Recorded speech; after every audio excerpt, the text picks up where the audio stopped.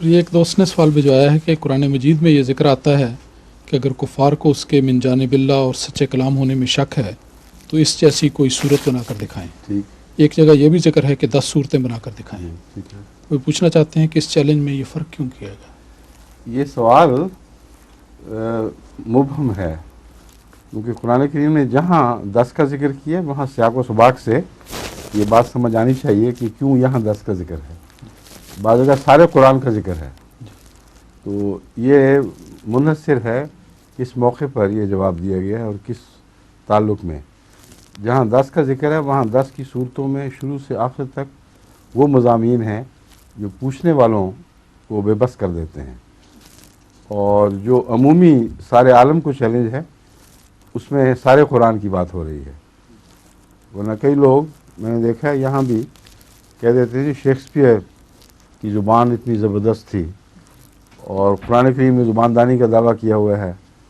حالانکہ ہم تو جب شیکسپیئر پڑھتے ہیں تو زیادہ ہم ہیجانی طور پر اس کے قبضے میں آ جاتے ہیں، اور قرآن کریم پڑھتے وقت کئی جگہ بڑی مشکل پڑتی ہے، جاگے رہنا مشکل ہو جاتا ہے. وہ ان مضامین کو سمجھتے نہیں. علم کلام میں اصل طاقت اس کی سچائی کی ہوتی ہے، اور قرآن کریم کا دعویٰ سچائی کے ساتھ ایسا مضبوطی کے ساتھ منسلک ہے اس کو الگ نہیں کیا جا سکتا. لوگ فصاحت و بلاغت کی اس حقیقی تعریف کو سمجھتے نہیں ہیں. جھوٹ میں بھی بعض دفعہ سچائی کا رنگ آ جاتا ہے اگر کلام پر قدرت ہو. اور جتنے ڈرامٹسٹ ہیں وہ فرضی باتوں کو، یا ایکٹرز بھی اس میں ان کی مددگار ہوتے ہیں، فرضی باتوں کو اتنا قوت کے ساتھ پیش کرتے ہیں کہ انسان اس میں ڈوب جاتا ہے اور سمجھتا ہے یہ حق ہے، اور اس فرضی حق کی خاطر انسان ذرا بھی قربانی نہیں کر سکتا. یہ اعجاز نہیں ہے. اگر ایک آدمی کتنا ہی اچھا ڈرامہ پڑھ رہا ہو اور کوئی کہے کہ تم بڑا اچھا ڈرامہ پڑھ رہے ہو اس لیے تم اس سے متاثر ہو کر اس میں جو اعلیٰ کردار دکھایا گیا ہے، تم آج جا کے وہاں دروازے بند کرو، کھڑکیاں بند کرو، سردی آ رہی ہے، یہ کام کرو، ہوگا میری بلا سے. لیکن قرآن کریم کی ایک آیت ایسی بھی ہوتی ہے مساوقات، جس میں قرآن کریم فرماتا ہے کہ سارے بدن پر لرزہ طاری ہو جاتا ہے، اور اس ایک آیت کے بدلے انسان نے قومیں جان دینے کے لیے تیار ہو جاتی ہیں. یہ فرق ہے سچائی کے اعجاز میں اور فصاحت و بلاغت عمومی میں. قرآن کریم نے یہ جو فرضی فصاحت و بلاغت ہے لفاظی کی، اس کا دعویٰ ہی نہیں کیا، بلکہ جہاں شاعری کا انکار کیا وہ اس بات کا انکار کیا. لوگ اس کو نہیں سمجھتے کہ حضرت صلی اللہ علیہ وآلہ وسلم کو فرمایا کہ ان کو بتا دے کہ تو شاعر نہیں ہے.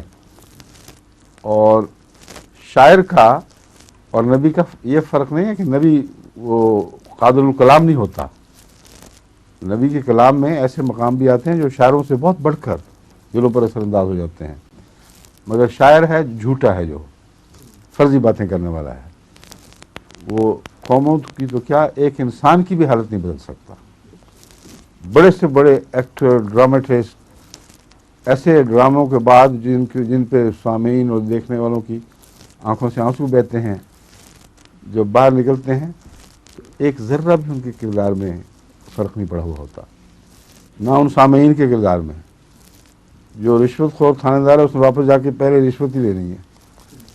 اس لیے بہت بڑا فرق ہے. قرآنی اعجاز کے دعوے کو اس کے سیاق و سباق میں دیکھنا چاہیے. جہاں شاعری کی نفی کرتا ہے، لازم بات ہے کہ شاعروں والا اعجاز نہیں بیان کر رہا. سمجھ گئے؟